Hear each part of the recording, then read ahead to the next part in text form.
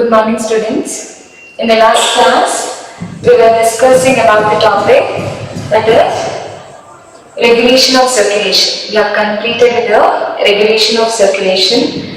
Coming to the next one, the last part is remaining, that is disorders of circulation.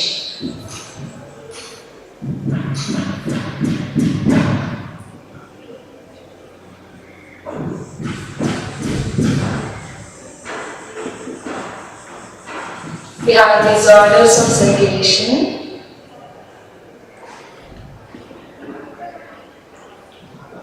We got the first one. First one we have hypertension. Hypertension.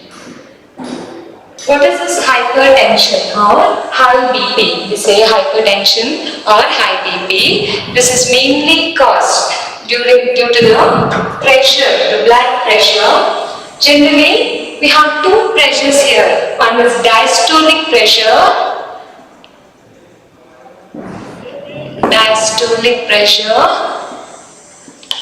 and then we have systolic pressure. We have diastolic pressure and then systolic pressure. What is diastole condition? When the heart is in the relaxed state, we call it as diastolic condition.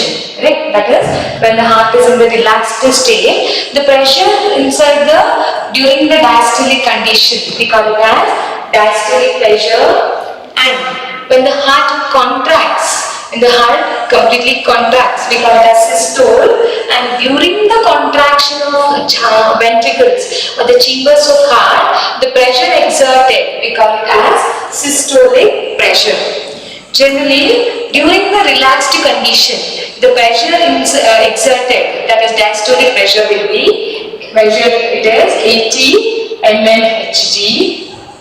It is 80 mmHg. And when the heart contracts, whenever there is a contraction or when heart contracts, the pressure exerted, it is called as systolic pressure, and it is 120 mmHg. This is under normal condition. Now, during the stress, or if the person is under stress, or if the person has taken tension, okay, or if the body is not functioning well, what happens? When there is higher pressure, the contraction and relaxation takes place, increases. When the person is under complete stress or pressure, the person's heart rate increases. When the heart rate increases, the diastolic pressure and the systolic pressure also increases. If it is increasing above 80 degree and above 120 degree, we call it as hypertension. That means the person is undergoing hypertension. He has hypertension. Okay, is that clear? Okay, what happens? In general, the blood pressure during the diastolic condition, the pressure is 80 mmHg, and during systolic condition, the pressure is 120 mmHg. But during the conditions here, if the person is under stress or pressure, the heart rate increases. When the heart rate increases, what happens? The systolic and the diastolic pressure also increases. If it increases above 80 and 120 degree, we call it as high BP, high blood pressure. And if it decreases below 80 and 120 degree, okay, then we call it as, if it decreases, then we call it as low BP. And high BP is caused by hypertension, and low BP will be, which is reduced when the systolic and the diastolic condition is less. I hope you have understood about hypertension. Coming to the next disorder, that is coronary artery disease or CAD. Okay, that is coronary artery disease. Now, what is this coronary artery disease? Here, the coronary artery disease, mainly we have the blood vessels. It might be capillaries, it might be arteries, or it might be veins. Okay, where the flow of blood takes place continuously, the blood keeps on flowing here. But due to the accumulation of cholesterol or due to the accumulation of fat, what happens? There is difficulty in the flow of blood, or enough blood is not moving into the heart.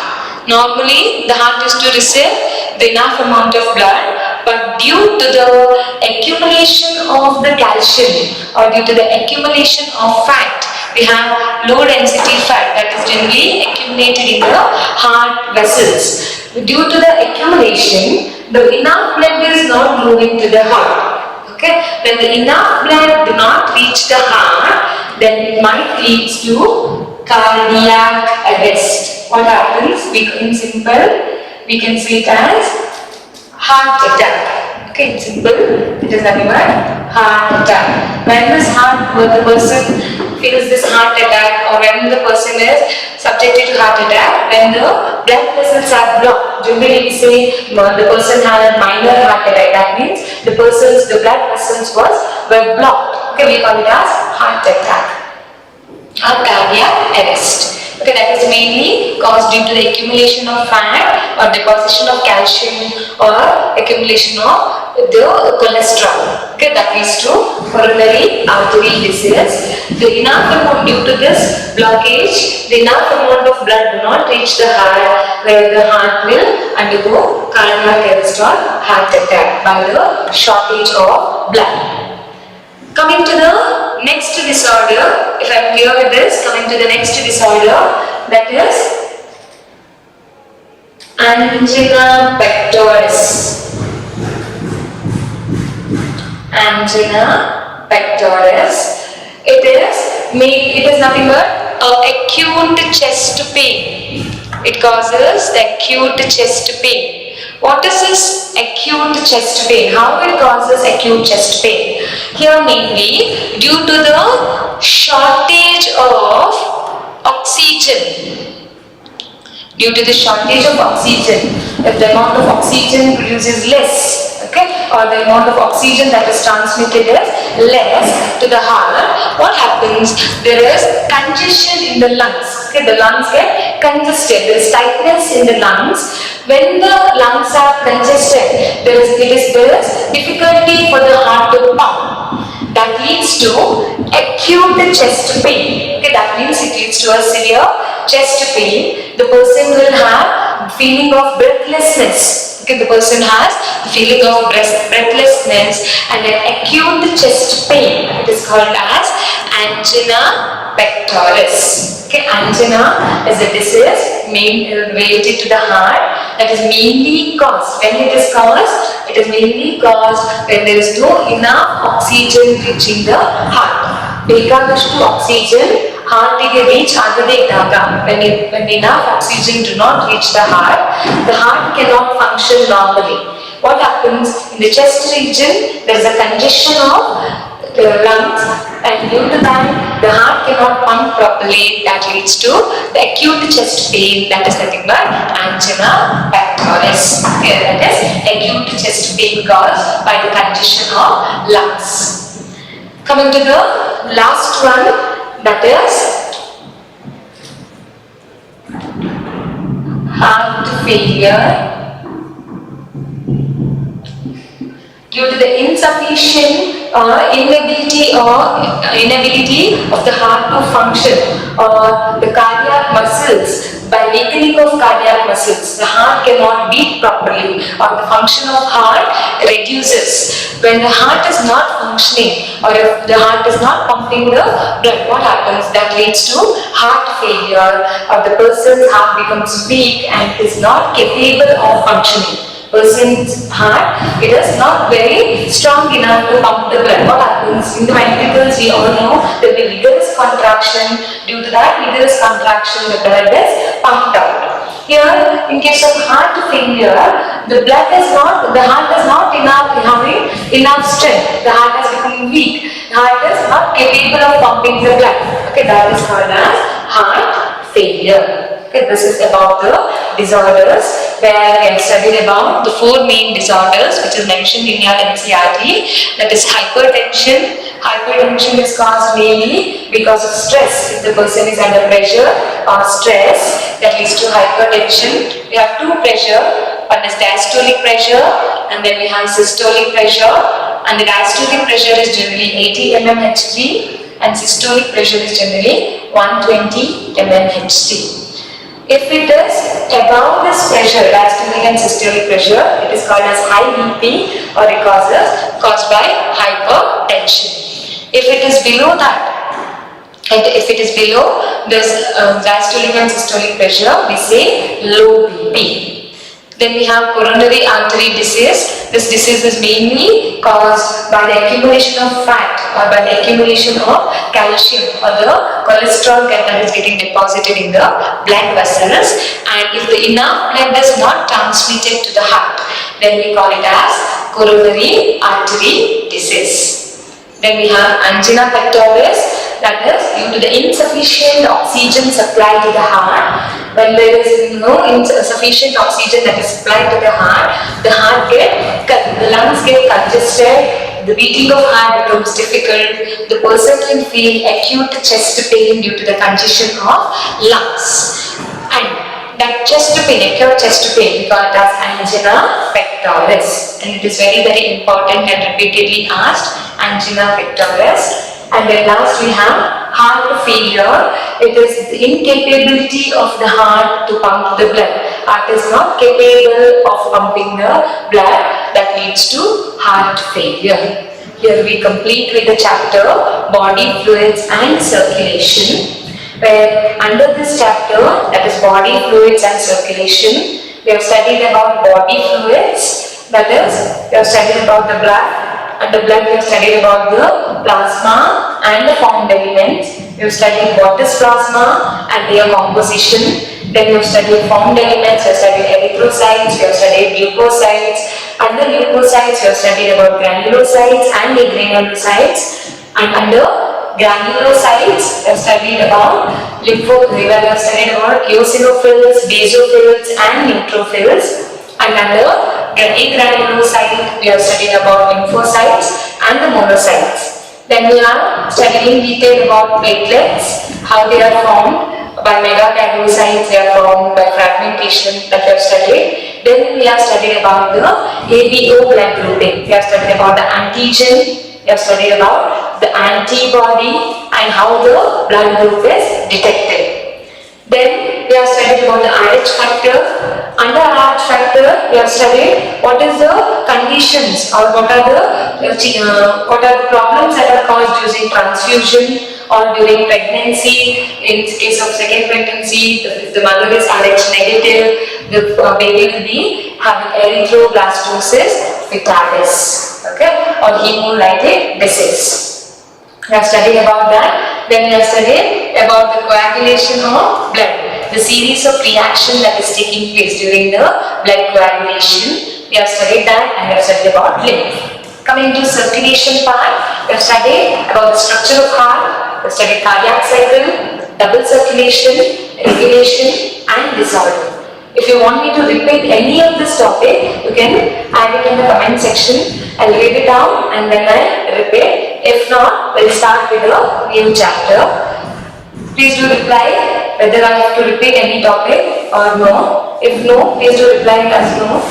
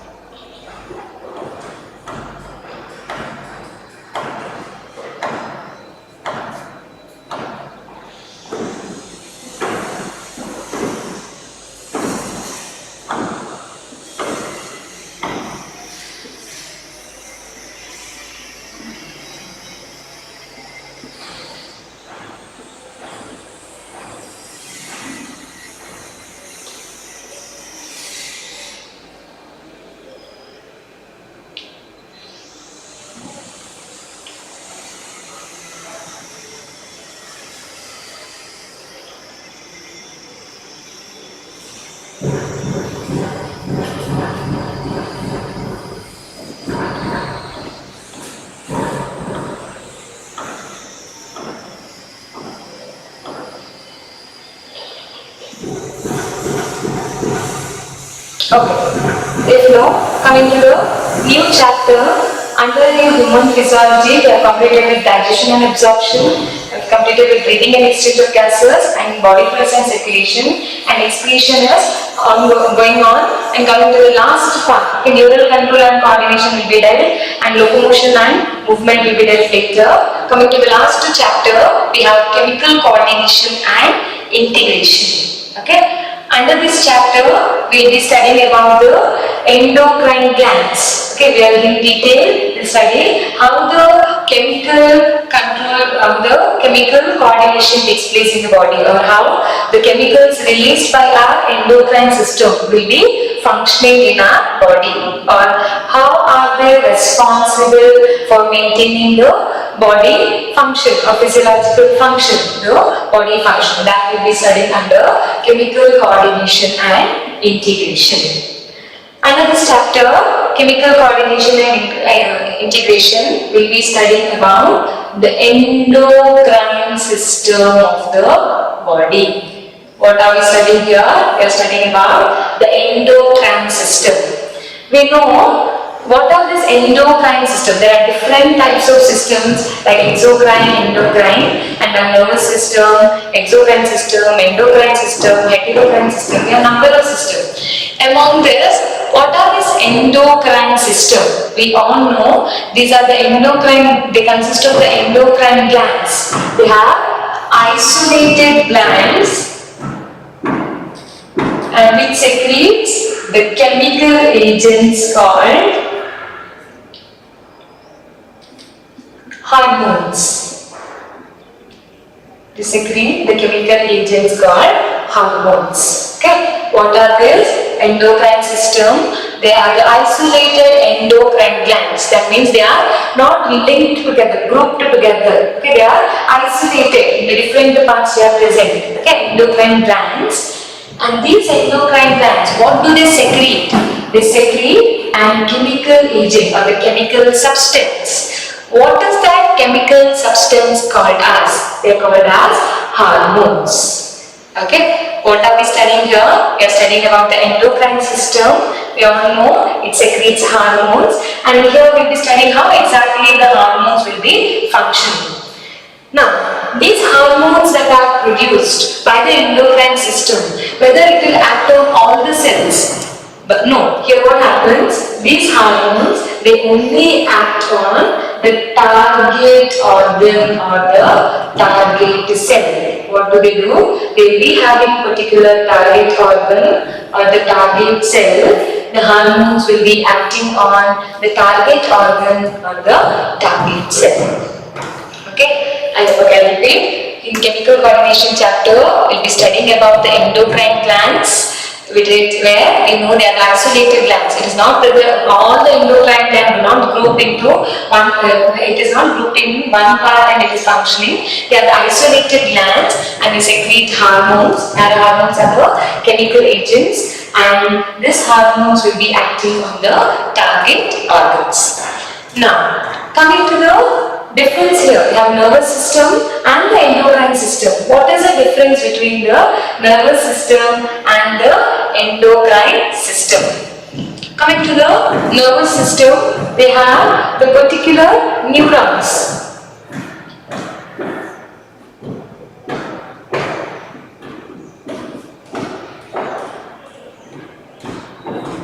Nervous system and the endocrine system.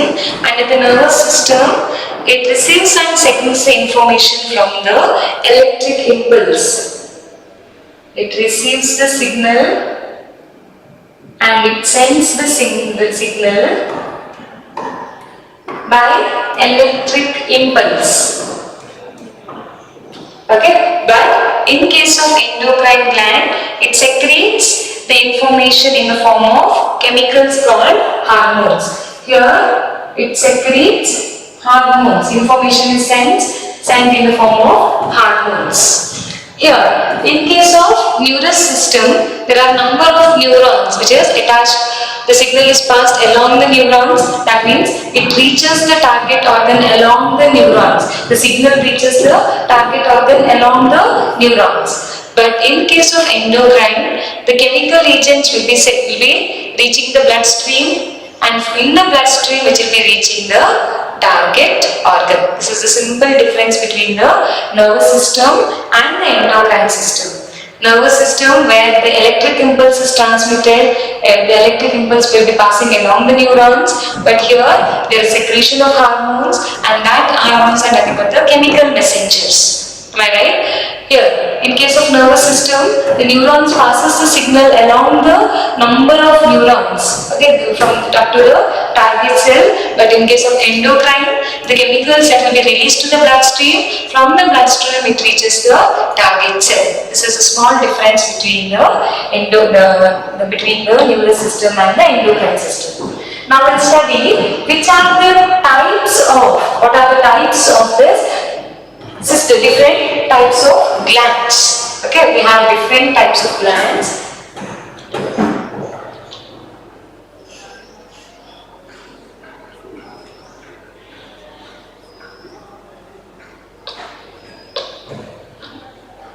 We have different types of glands. Coming to the first one is exocrine gland. You have heard about exocrine gland. What are these exocrine glands? They are the gland which possess, what do they possess? Duct. Their secretion will move along the duct. If this is a gland, they will be having a tubula in this pattern. This is the gland, this is the duct, and this is the target organ. Correct? Here it synthesizes, the gland will be synthesizing its secretions. Secretions are synthesized, and that secretion will be moving along the duct itself. It do not reach the gland. Okay, it will be moving along the duct. Duct is nothing but a tubular part where the secretion which are secreted by the glands will be moving along the duct. From the duct itself is connected to the target organ. The secretion will be reaching the target organ in case of exocrine gland. Coming to the next one, that is their secretion. Which are the secretion of exocrine gland? You can write enzymes. You have studied our digestive gland secreting enzymes along the duct. Enzymes are the secretion of the exocrine gland. Tears are the secretion of exocrine gland. Mucus is the secretion of exocrine gland. Milk and sweat, these are the secretions of exocrine glands. Okay, exocrine glands are the gland with the duct, or they possess duct, and that duct will the gland secretes or synthesizes the chemical agents, and it will be poured along the duct. It will be moving along the duct and it reaches the target organ in case of exocrine gland. And which are their secretion? Their secretions are enzymes, tears, mucus, milk and sweat. Coming to the next one, we have endocrine gland. They are the gland without any duct. Okay, generally, this is the outer layer. These are the glands present with a number of cells and their secretion. They do not have any duct. The secretion, whatever is released, it will be directly released to the bloodstream. The secretion, they do not move into the target duct to target organ. The secretion is directly released into the bloodstream. From the bloodstream, it reaches the target organ. Okay, then the secretion will be reaching this target organ. Okay, that will be reaching the target organ. I hope I am clear with what is endocrine gland and exocrine gland. In endocrine gland, they possess duct. Exocrine gland. In endocrine gland, they do not have duct. They do not possess duct. And their secretion will be moving along the duct and reach the target organ. or it is secreted or their occurrences outside the body generally, tears, mucus, but in case of alimentary canal it is poured to the target organs. In case of endocrine gland, they do not have that, and its secretion, it is poured in directly into the blood from the bloodstream which reaches the target organ. Okay, we call it as endocrine glands. And the secretion of the endocrine glands, are called as hormones. What are the secretion of endocrine gland called as? The secretion of endocrine gland are called as hormones. Okay. Now, what are these hormones? I have told you they are the secretion of endocrine glands. Now, you should know what are these hormones. What are hormones? Please do reply. What are hormones? Hormones, as we all know, what are they? Okay, what is the main function of hormone here? Mainly, hormones, they are the non-nutrient component. They are the non-nutrient substance.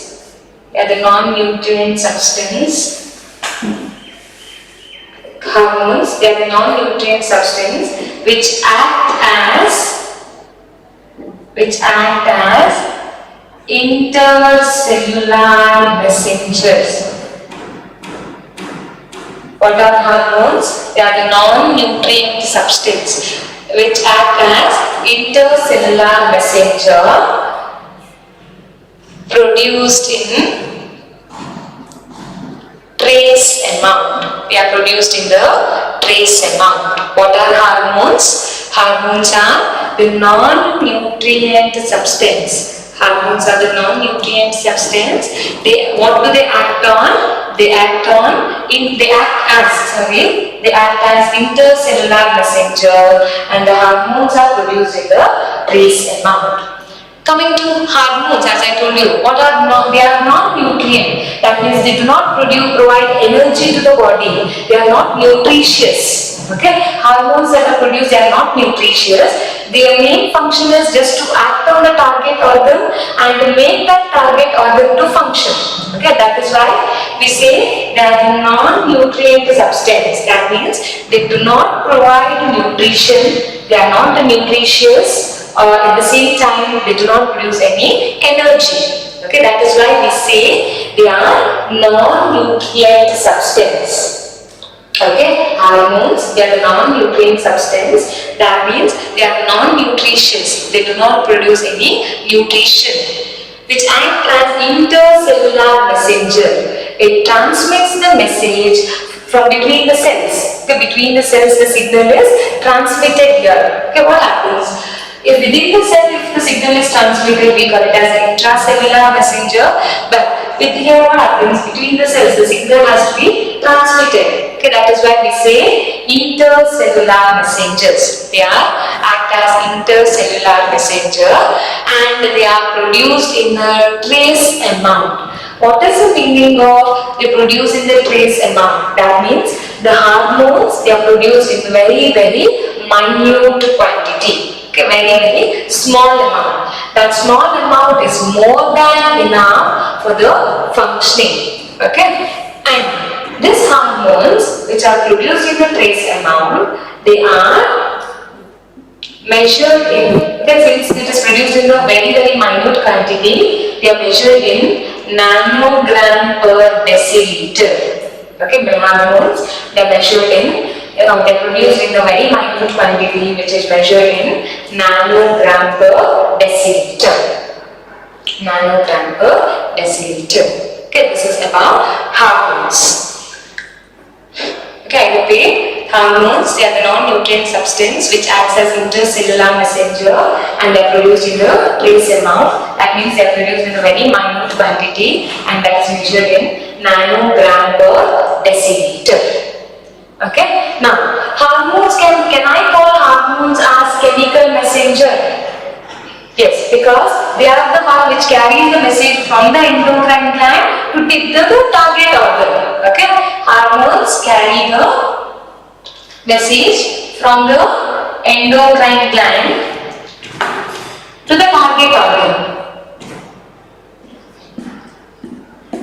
That is why I can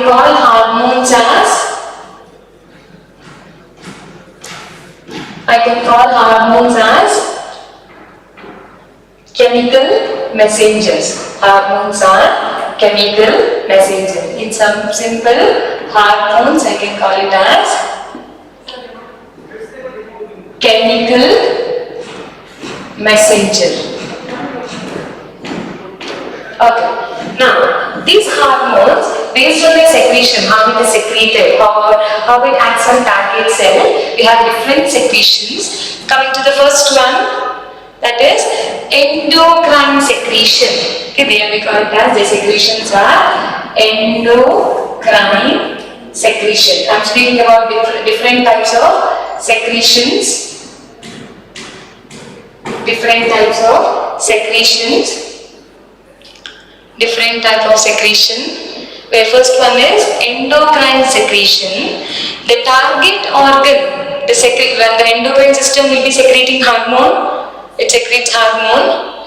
This hormone will act on the target organ, and if the target organ are in the distance, even if the target organ is at the far distance, our hormones will again act on that target organ. Then we call that type of secretion as endocrine secretion. What happens here? The endocrine system will be secreting the hormone, and that hormone reaches the bloodstream. Okay, in the bloodstream the hormone keeps on moving. Even if our target organ is at the far distance, okay, even if the target organ is at the far distance, our hormone secreted by the endocrine gland is capable of moving to the far distance along the bloodstream, and it reaches the target organ. Okay, hormones are very, very specific. They will be having particular receptors. If they have a particular receptor, only then the hormones can bind to that target organ. And that type of secretion is called as endocrine secretion. What is endocrine secretion? In case of endocrine secretion, the hormones will be acting on the target organ even if the target organ is at far distance. ಇಲ್ಲೇನಾಗ್ತದೆ, hormone target ಆರ್ಗನ್ಗೆ reach ಆಗ್ತದೆ, ಅದು ತುಂಬಾ ದೂರದಲ್ಲಿದ್ರೂ hormones blood ಅಲ್ಲಿ move ಆಗಿ it reaches the target organ, and that type of secretion we call it as endocrine secretion. Coming to the next, we have paracrine secretion.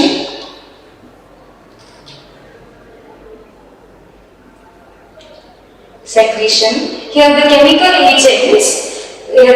agents will act on the cell which is near vicinity. Okay, which is available in the nearby. ಈಗ ಇಲ್ಲಿ hormone secrete ಆಯ್ತು, only the cells are present here. This hormone, this chemical agent can act on the cells itself. It cannot act on the cells present here. Okay, this type of secretion we call it as paracrine secretion. If this is capable of reaching any part, now they particularly reach other, then we call it as endocrine secretion. If the secretion reaches only the nearby cells or which is near visible cells, then we call it as paracrine secretion. And then we have autocrine secretion. We have different secretions. One is endocrine, paracrine, and then we have autocrine secretion. What is this autocrine secretion? In case of autocrine secretion, the hormones will be reaching, the secretion will be, autocrine secretion will be secreted by the gland. Okay, this gland will be secreting the hormones, and that hormones will be acting on same gland, autocrine. The hormones are produced, the chemical agents are produced by the gland, and same gland will be acted upon by hormones. Adhe gland ಗೆ react ಮಾಡೋದು, ಅದೇ gland ಏನು ಜೊತೆ act ಮಾಡೋದು. Then we call it as autocrine secretion. We call it as autocrine secretion. Clear? Then we have the next type of gland, that is heterocrine gland. The next type of gland, that is heterocrine gland. Heterocrine gland. What is this heterocrine gland? We have endocrine, exocrine and heterocrine gland. What is this heterocrine gland? The gland which acts as both endocrine and the exocrine gland. Okay, ಯಾವ gland hormones ಅನ್ನು secrete ಮಾಡ್ತದೆ. At the same time they are capable of secreting enzymes or the exocrine secretion. Then we call them as dual gland or heterocrine gland. Okay, repeat. What are heterocrine glands? The glands which are capable of acting as both endocrine and exocrine secretions.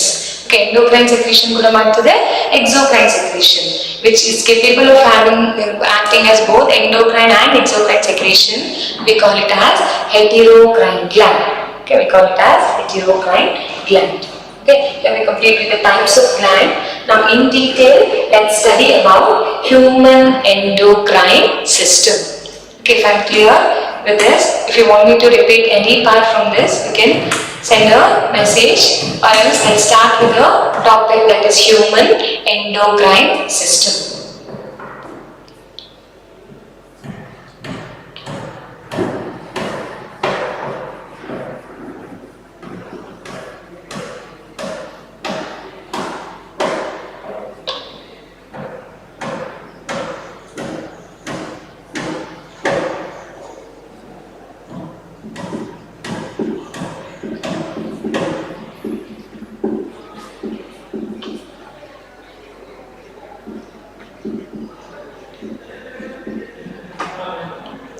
Okay, we have human endocrine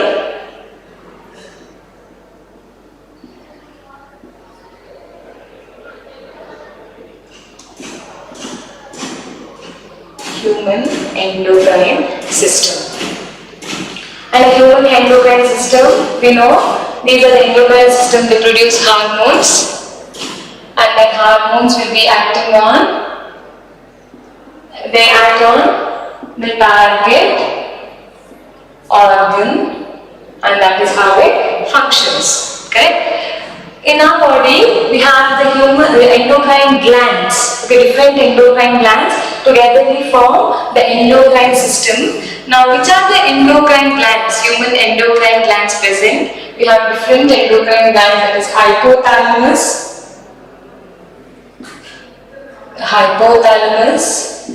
then we have pituitary,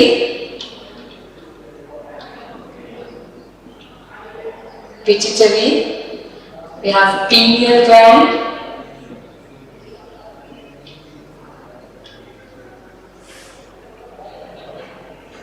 we have pituitary, we have pineal gland, we have thyroid gland,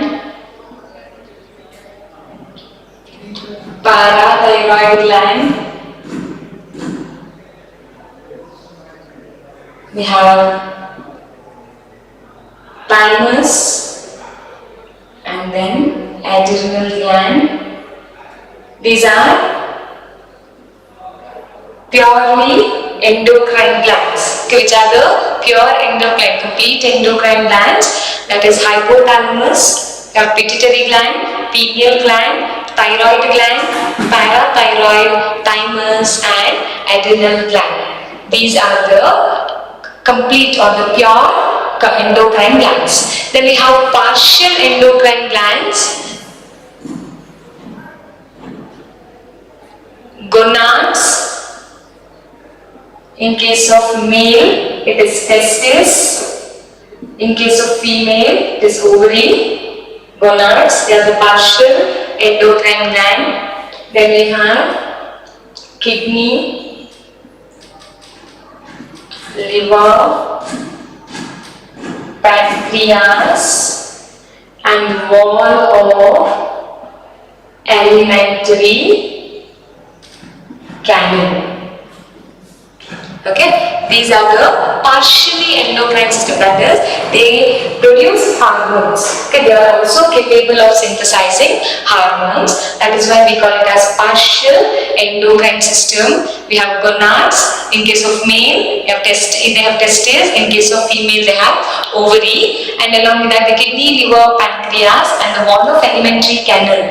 Wall of alimentary canal, we know, to produce gastric glands, gastric juice. We have gastrin or secretin. All these are the hormones secreted by the wall of alimentary canal. It might be the duodenum, it might be by the wall of gastric stomach. They produce hormones. That is why they are also called, wall of alimentary canal is also called as partial endocrine gland.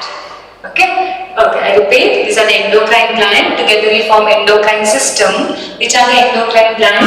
The hypothalamus, pituitary, pineal, thyroid, parathyroid, thymus, and adrenal gland. Because they are the only one. They are the complete glands which secrete only hormones. And here, partial endocrine glands, that means they are having the other different function.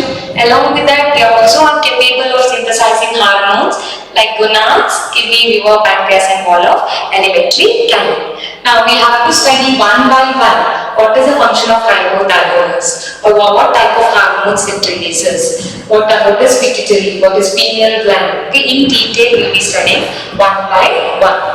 Now first coming to the hypothalamus.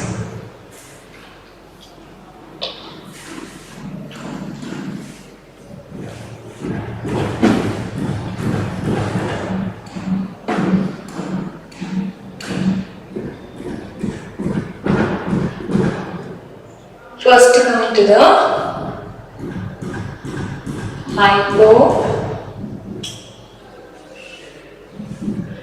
This hypothalamus, it is called as the anatomical and the physiological hypothalamus and physiological connection between, it is anatomical and the physiological connection between the nervous system and the endocrine system. What is this hypothalamus? This hypothalamus, it is anatomical and the physiological connection. Why it is called as anatomical and physiological? What is anatomy? Studying the internal structure. Here, when we look at the hypothalamus, where is it located? It is located at the base of forebrain. That means it is between our neural system, central nervous system, and it is connected to the pituitary gland. It is connected to the pituitary gland. Hypothalamus, which connects our nervous system to our pituitary gland. That is why we say that it is an anatomical and the physiological connection. Anatomically, that is structurally it is connected, even physiologically. That means they are capable synthesizing in hormone and releasing to pituitary. And then pituitary is capable of releasing hormones. That is why the hypothalamus is having a hold on pituitary gland as well. That is why, or it has a particular function which will be loaded on the pituitary gland. That is why we say hypothalamus is anatomical as well as the physiological connection between which one? Between the nervous system and the endocrine system. Is that clear? Why it is called as anatomical? Because structurally it connects our nervous system to our main endocrine system, that is pituitary gland, and functionally as well because our hypothalamus is the one which is regulating the pituitary gland. Well, clear with this? Coming to hypothalamus back, this hypothalamus which is present at the base of diencephalon region of brain. Diencephalon region of brain, that is a part of forebrain or the base of forebrain. Where this hypothalamus is located, we know it connects our nervous system to our endocrine system, both anatomically and physiologically, that is both structurally and functionally. It connects our nervous system to our main endocrine system. That is why we call it as anatomical and physiological connection. Then, where it is located? Hypothalamus is located at the base. This is forebrain. At the base of forebrain, we have, that is in the diencephalon region, we have the hypothalamus located. And hypothalamus, as I told you, consider this as a hypothalamus hypothalamus, which is connected.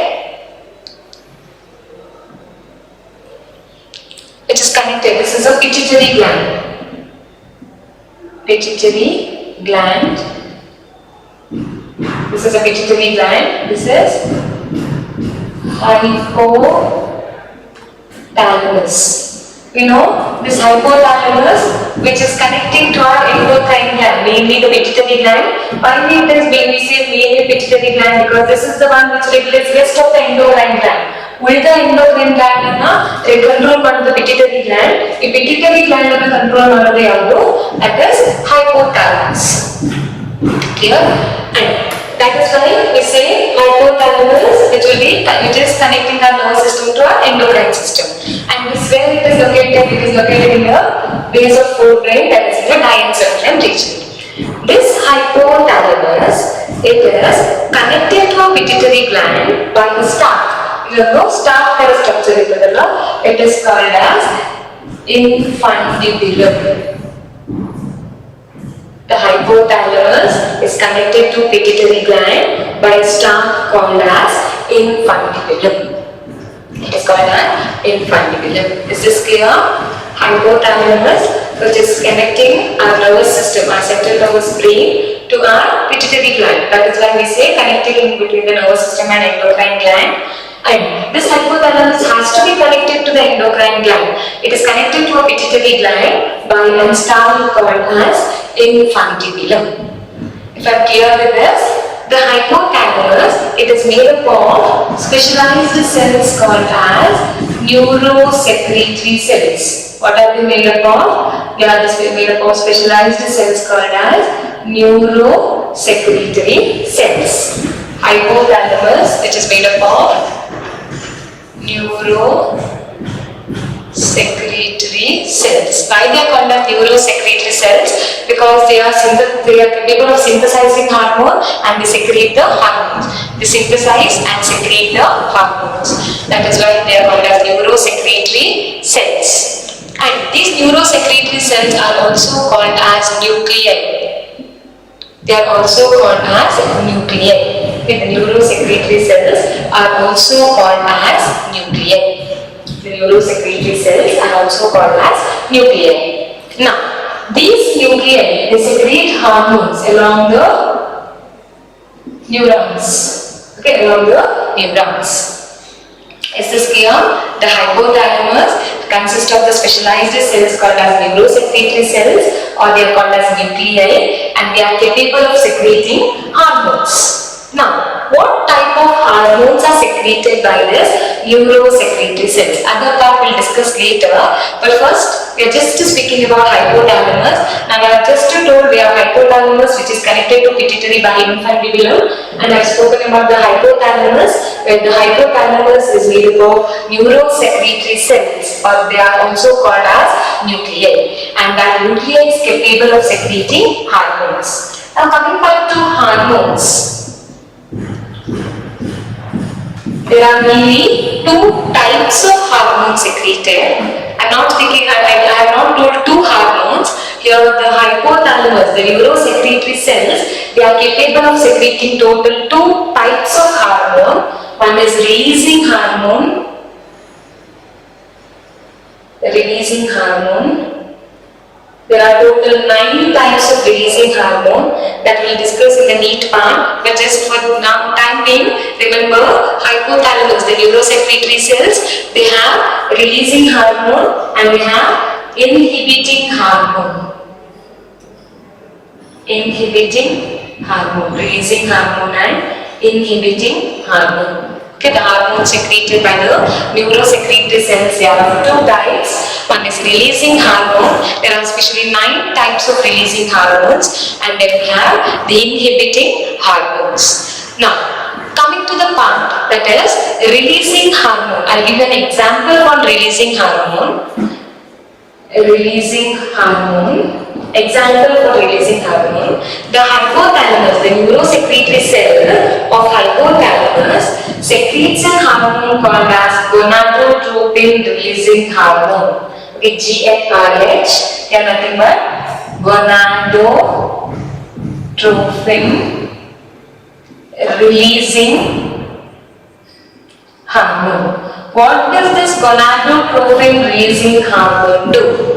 They act on the hormones produced by the pituitary gland called as gonadotropin. They help in the release of gonadotropin. ಅರ್ಥ ಆಗ್ತಿದೆಯಾ? Hypothalamus ಅಲ್ಲಿ ಎರಡು ತರ hormones secrete ಆಗುತ್ತೆ. ಒಂದು releasing hormone, ಇನ್ನೊಂದು ಇನ್ಹಿಬಿಟಿಂಗ್ hormone. Now we are speaking about releasing hormone. Hypothalamus ಅಲ್ಲಿ ಒಂದು releasing hormone ಇದೆ, ಅದನ್ನ ಏನಂತ ಹೇಳ್ತಾರೆ? gonadotropin releasing hormone. ಈ ಹಾರ್ಮೋನ್ ಏನು ಮಾಡ್ತದೆ? ಈ ಸೆಲ್ಸ್ ಸೆಕ್ರೀಟ್ ಮಾಡ್ತದೆ, which will act on pituitary gland. ಈ ಪಿಟ್ಯೂಟರಿ ಗ್ಲ್ಯಾಂಡ್ ಅಲ್ಲಿ gonadotropin ಅಂತ ಹಾರ್ಮೋನ್ ಇದೆ. ಅದು ರಿಲೀಸ್ ಆಗಬೇಕಾದ್ರೆ ಸಿಗ್ನಲ್ ಎಲ್ಲಿಂದ ಬರಬೇಕು? The signal has to be sent from the hypothalamus to gonadotrophic cells to produce gonadotropin hormone. Okay, that type of hormones are called as releasing hormone, which helps to release the hormones from the pituitary. These releasing hormone, they help to release the hormones from pituitary. Release pituitary hormones, or to secrete the pituitary hormones. At the same time, now for example, inhibiting hormone. This inhibiting hormone, they inhibit the production of pituitary gland. Pituitary hormone produce ಆಗೋದನ್ನ stop ಮಾಡೋದು ಯಾರು? Inhibiting hormone. For example, we have a hormone called as somatostatin.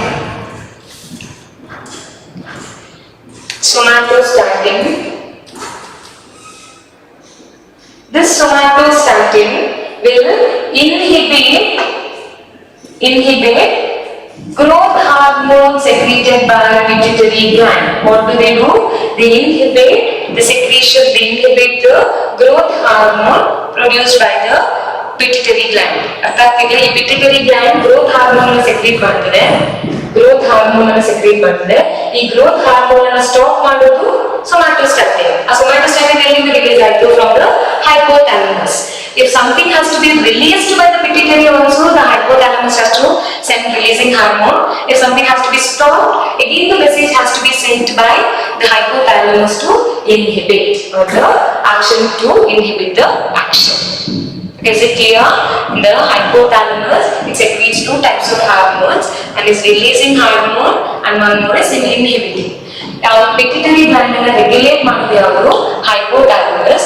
If the pituitary gland has to release the hormone, then which hormone has to be sent by hypothalamus? Releasing hormone. If the pituitary gland has to stop the secretion, then which hormone has to be sent? The inhibiting hormone has to be sent. This is about the types of hormones produced by the hypothalamus, which will be controlling mainly the anterior pituitary. Okay, the hormones secreted, releasing and inhibiting hormone. Which part of the pituitary will be controlling? It controls the anterior pituitary. In the pituitary, we have two regions: anterior pituitary and posterior. This is anterior and this is posterior pituitary. The anterior pituitary hormones, anterior pituitary in the hormones release agadabre, that signals will be sent by whom? By the releasing and inhibiting hormones. Coming to the next one. Before that, this from the hormones that is released from the hypothalamus, that has to reach the pituitary gland. The hypothalamus by the hormones, secrete the hormones, anterior pituitary reach. It do not directly reach the anterior pituitary. Okay, they have a separate portal system, which we have already spoken while speaking about circulation. That is, the hormones that are circulated, instead of moving to the heart, the blood stream, here what happens?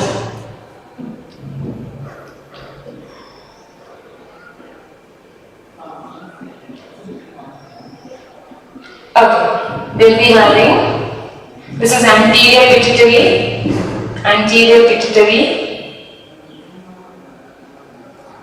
this is the blood arteries, the arteries. This vein we call it as hypophyseal vein. Hypophyseal vein. Here what happens? The secretion, secretion directly it do not reach the anterior pituitary. First it will be moving to the circulatory arteries here. Okay, here we have the arteries like the hypophyseal arteries and veins are present. First it reaches the circulation. First the hormone reaches from the hypothalamus. First it will reach the circulation, hypophyseal system. From the hypophyseal system it will be moving to the anterior, it will be released to anterior pituitary. This type of circulation is called as hypophyseal circulation, and the portal system is called as hypophyseal portal system. What happens here? From the hypothalamus is connected to both anterior and posterior pituitary. Here, the hormones which are secreted by the hypothalamus will not reach the anterior pituitary directly. First, it will be moving along the arteries. We call that system as hypophyseal portal system. First, in the bloodstream, hypophyseal bloodstream, then it will be released to the pituitary. Okay, and that type of portal system is, we call it as hypothalamic hypophyseal portal system. That means, write down what is this hypothalamic or hypophyseal portal system. The hypothalamus and the anterior pituitary. The hypothalamus and the anterior pituitary. Write down what is hypophyseal portal system. The hypothalamus and the anterior pituitary are connected by anterior pituitary. Hypothalamus and the anterior pituitary, they are connected by the extensive system of blood vessels.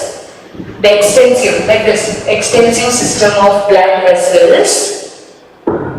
Extensive system of blood vessels, which is called as hypothalamic hypophyseal system. I have written here hypothalamic hypophyseal system. Okay, what is this hypothalamic hypophyseal system? That is the hypothalamus which is connected to the anterior pituitary by the veins, okay, blood vessels, okay, by the extensive complex blood vessels. We call it as hypothalamic hypophyseal portal system. Okay, here I have told how the hypothalamus is connected to anterior pituitary. How the hypothalamus is connected to anterior pituitary. Now coming to the next one, we have posterior pituitary. How the hypothalamus is connected to the posterior pituitary. Here, in case of posterior pituitary, there are the nerve axons, the unmyelinated neurons. You know what are myelinated and unmyelinated neurons? The neurons which do not have the myelin sheath, they are called as unmyelinated. From the hypothalamus, the neurons that are present, that is directly connected to the posterior pituitary. Okay, that is why we call it as neurohypophysis. Here there is no any portal system or the blood system present. Here the neurons or the neurosecretory cells that arise from the hypothalamus ಇಲ್ಲಿಂದ arise ಆಗ್ತದೆ hypothalamus ಅಲ್ಲಿ ಅದರ axon ಎಲ್ಲಿ ತನಕ extend ಆಗ್ತದೆ, it extends up to posterior pituitary. ಇಲ್ಲಿ directed nervous control ಇರೋದು. Okay, here the neuron is directly connected to the posterior pituitary. Here it is connected by the portal system, hypophyseal portal system. Here it is directly connected to the posterior pituitary. Posterior pituitary ke direct aage connect agide. That is why we call it is directly releasing the hormones to posterior pituitary. Okay, in case of anterior pituitary, the hormones reaches by the portal system, hypophyseal portal system. In case of posterior pituitary, it reaches the portals, it reaches the by the neurons. Here mainly the posterior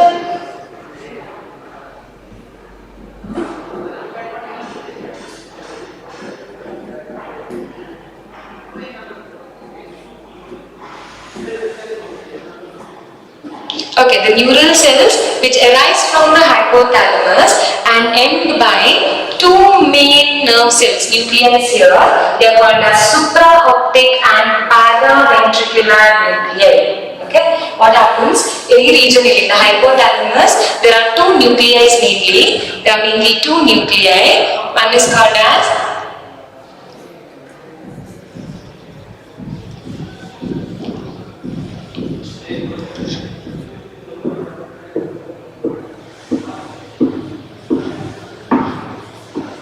anterior pituitary is here, we have hypophyseal system. In case of posterior pituitary, consider this is the hypothalamus, there are neurosecretory cells. Along with this, there are two special nuclei present here, that is neurosecretory nuclei, which is called as supraoptic nuclei, and then paraventricular nuclei, and then paraventricular nuclei, which is connected to axons, which has a long axon which is connecting to the posterior pituitary. This is posterior pituitary. It is connected to the hypothalamus by the neurons. There are two specialized neurons present, neural end. One is called as supraoptic nuclei and one is called as paraventricular nuclei. What is the function that we study while studying posterior pituitary? But this is how it is connected. Now, these cells, they are capable, this hypothalamus is completely regulating our pituitary gland. Now you will see how the hypothalamus, I have told you mainly the anterior pituitary, we are releasing anti-inhibiting hormones, and posterior pituitary directly releases the hormone. This is about the hypothalamus. Now we have studied, we know that the hypothalamus is the one which completely takes up the control of the endocrine system. That means it will be complete, has a complete control on the pituitary gland, and pituitary gland is controlling rest of the gland. That is why the hypothalamus is called as master of master gland. Master of master gland. Okay, hypothalamus is called as master of master gland because the pituitary gland is called as master gland. We call the pituitary gland as master gland because they are the one which is regulating the remaining endocrine gland. And since the hypothalamus regulates the pituitary gland, it is called as master of master gland. Which is the master of master gland? That is hypothalamus. Okay, here we complete with the hypothalamus. In the next class, we will study about the pituitary gland. In detail, we will be studying about the pituitary gland. We will study what are the hormones. There are a number of hormones. In anterior pituitary, it secretes few hormones, and posterior pituitary will regulate few hormones. Which are these hormones that we will be studying in the next class? If I am clear with this, we will be ending up with this session. If you have any doubt, you can ask questions now itself if you want me to repeat any part of this hypothalamus. If no, just reply as no. I will ending with this session.